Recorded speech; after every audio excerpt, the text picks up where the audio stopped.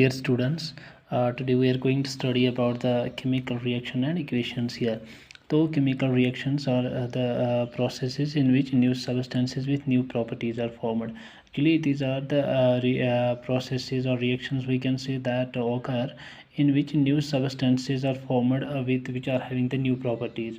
For example, if we take the example of this carbon plus oxygen, carbon is separate, oxygen is separate, they are having the two different properties, but when they two mix they form the carbon dioxide, which is having a different property. Yeah, similarly we can say there is an oxygen gas, O2 gas, plus hydrogen. So hydrogen is having a property, it burns, and oxygen is having property, it helps in the burning. So when these two mix they form the water. Water is having another property here. So we can say when oxygen it reacts with the hydrogen, it forms the water. Water is having a different property as compared to that of the oxygen, as compared to that of the hydrogen. So in chemical reactions, these are actually the processes where new substances are formed, and these new substances formed are having the different properties. इनमें से कुछ अलग अलग इनकी खसूसियत होती है, इनकी property जो है वो अलग अलग होती है, डिफरेंट प्रॉपर्टी होती है इनमें. Chemical reactions involve chemical changes. तो एक्चुअली क्या होता है केमिकल रिएक्शन में, ये केमिकल चेंज इन्वॉल्व होती है, इसमें चेंजेस हो जाती है, इन सब्सटेंस जो होते हैं उनमें केमिकल चेंजेस हो जाती है. During chemical reactions only rearrangement of the atoms takes place. तो ये जो रिएक्शंस होती है इनमें रीअरेंजमेंट होता है. जो केमिकल रिएक्शंस हैं only rearrangement of the atoms takes place, इनमें जो एटम्स होते हैं उनमें ये चेंज हो जाती है. उनका जो एटम होता है, एटम्स होते हैं उसमें, तो वो रीअरेंज हो जाते हैं, इधर उधर हो जाते हैं इस केमिकल रिएक्शन में.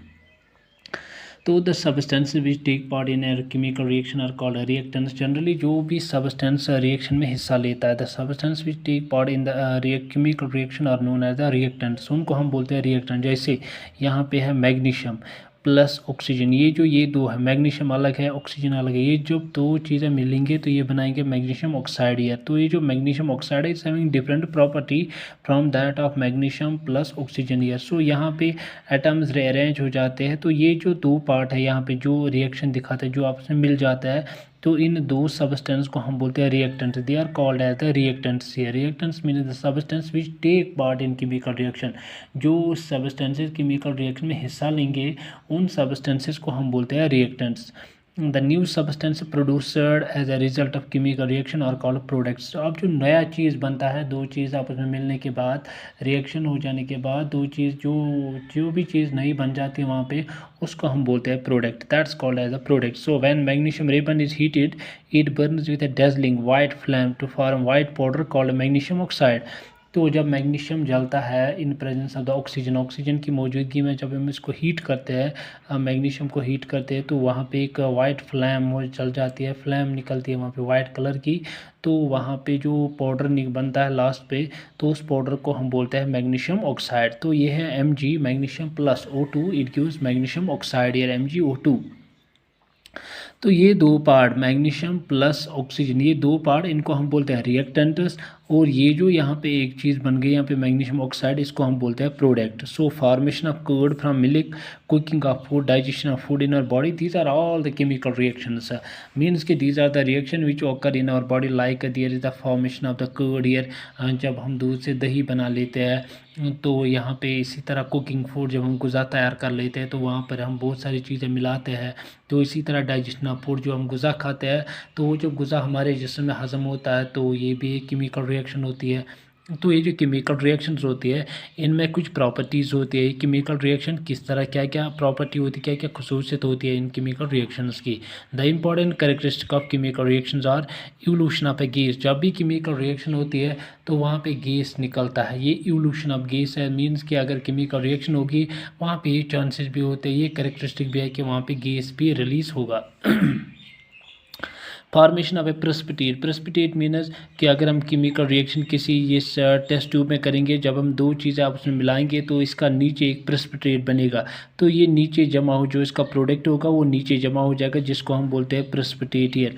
तो मीन्स कि यहाँ पे प्रेसिपिटेट बन जाता है. सो इट्स और इवोल्यूशन ऑफ गैस, यहाँ गैस रिलीज होगा और it may be the formation of precipitate. तो यहाँ पे या प्रेसिपिटेट बनेगा, ये जो सब्सटेंस लास्ट प्रोडक्ट होगा वो नीचे यहाँ पे एट द बॉटम वो जमा हो जाएगा, तो that's called as the precipitate. So that can be formed from the chemical reaction, ये केमिकल रिएक्शन से बनेगा।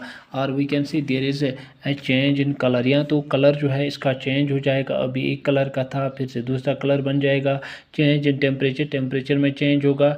चेंज इन स्टेट, इसकी शेप जो है स्टेट जो है ये चेंज, अगर फॉर्म लिक्विड था या गैस फॉर्म में था तो ये सॉलिड बन जाएगा, अगर सॉलिड था लिक्विड बनेगा, तो या लिक्विड में था तो ये गैस में तब्दील हो जाएगा। तो एक्चुअली ये जो ये प्रॉपर्टीज़ होती है, या तो गैस निकलता है इसमें, या प्रेसिपिटेट बन जाता है, या कलर चेंज हो जाता है, या टेम्परेचर इंक्रीज़ होता है या डिक्रीज़ होता है, या चेंज इसकी स्टेट इसकी चेंज हो जाती है, तो इसकी जो फॉर्म होती है शेप होती है वो चेंज हो जाती है। तो यहाँ पे इवोल्यूशन ऑफ गैस है। Some chemical reactions are characterized by the evolution of gas, कुछ केमिकल रिएक्शन ऐसी भी होती है जिनसे जो हमारे को पता चलता है वहाँ पे गैस रिलीज हो जाती है, गैस निकलती है। Like when zinc granules react with dilute sulphuric acid bubbles of hydrogen gas are produced, जिस वक्त जिंक रिएक्ट होता है सल्फ्यूरिक एसिड से, ये है Zn zinc here plus H2SO4, ये बना लेता है ZnSO4, ये यहाँ से इसका H2 हाइड्रोजन ये बाहर निकलेगा, ये गैस बन जाएगा हाइड्रोजन गैस, तो इसकी जगह लेगा Zn जिंक, तो ये बनेगा zinc sulphate ZnSO4 plus H2 gas. Zn mean zinc plus H2SO4 कहते हैं हम सल्फ्यूरिक एसिड को। तो जब जिंक प्लस सल्फ्यूरिक एसिड आपस में मिल जाता है तो ये बना लेता है जिंक सल्फेट, सॉल्ट बनाता है जिंक सल्फेट, तो प्लस यहाँ से हाइड्रोजन गैस बाहर निकलता है। तो ये है इवोल्यूशन ऑफ गैस, मीन्स कि कुछ रिएक्शंस ऐसी होती है जहाँ पे गैस निकलता है। तो ये है एग्जांपल यहाँ पे, जिस वक्त जिंक जो है जिंक ग्रैन्यूल्स, जिस वक्त ये रिएक्शन दिखाते हैं हाइड्रोक्लोरिक दिस सल्फ्यूरिक एसिड से H2SO4 सल्फ्यूरिक एसिड, तो ये बना लेता है जिंक सल्फेट, मीन्स के हाइड्रोजन जो इसमें है H2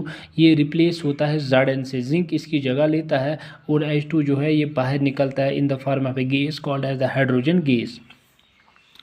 तो इसी तरह यहाँ पे formation of precipitate, some chemical reactions are characterized by the formation of precipitate. Example, when potassium iodide is added to the solution of lead nitrate then a yellow precipitate of lead iodide is formed here. तो precipitate means नीचे जमा होना, यानी test tube में अगर ये reaction हो जाएगी तो टेस्ट ट्यूब के नीचे फिर रिएक्शन होने के बाद क्या बन जाएगा, जमा हो जाएगा, उसको हम बोलते हैं प्रेसिपिटेट हियर। तो ये है potassium iodide Ki potassium iodide plus Pb lead NO3 nitrate, lead nitrate, ये है PbNO3 लेड नाइट्रेट, ये बना लेता है KNO3 means potassium nitrate plus PBI lead iodide, PBI lead iodide potassium nitrate, ये लेड आयोडाइड जो है ये नीचे रह जाता है as a precipitate, yellow colour का सब्सटेंस ये नीचे बनता है as a precipitate.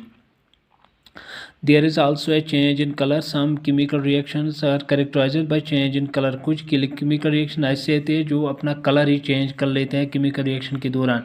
When citric acid reacts with potassium permanganate solution, then the purple color of potassium permanganate solution disappears. It becomes colorless.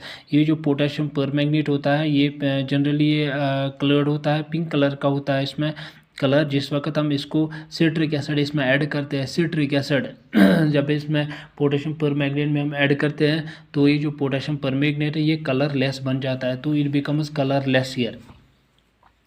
Similarly change in temperature, मैंने ये भी बता दिया कि केमिकल रिएक्शन का एक प्रॉपर्टी ये भी है, कैरेक्टरिस्टिक यहाँ पे टेम्परेचर में चेंज हो जाती है। Some chemical reaction are characterized by change in temperature. When zinc granules react with dilute H2SO4 temperature increase, जो मैंने यहाँ पे रिएक्शन दिखाई थी कि Zn plus H2SO4 it gives ZnSO4 plus H2, तो यहाँ पे जब हाइड्रोजन बाहर निकलता है तो यहाँ पे टेम्परेचर जो है टेम्परेचर इंक्रीज हो जाता है, temperature increases here. Similarly, there is change in state. Some chemical reactions are characterized by change in state. कुछ केमिकल रिएक्शंस ऐसी होते हैं जो अपनी स्टेट जो है ये चेंज करती है, फॉर्म जो है ये चेंज करती है। When wax is burned then water and carbon dioxide is formed, जिस वक्त हम शम्मा जो कैंडल होता है जब हम उसको जलाते हैं तो वहाँ पे वाटर बन जाता, पानी बन जाता और carbon dioxide is formed here. Now wax is solid, water is liquid and carbon dioxide gas. जो वैक्स होता है जो हमारे पास वो कैंडल होता है वो सॉलिड होता है, लेकिन जब हम उसको जलाते हैं तो फिर पानी बन जाता, पानी लिक्विड है और कार्बन डाइऑक्साइड निकलता है तो कार्बन डाइऑक्साइड गैस है। तो ये मतलब हुआ कि स्टेट जो है इसकी फॉर्म जो है वो चेंज हो जाती है ड्यूरिंग केमिकल रिएक्शंस।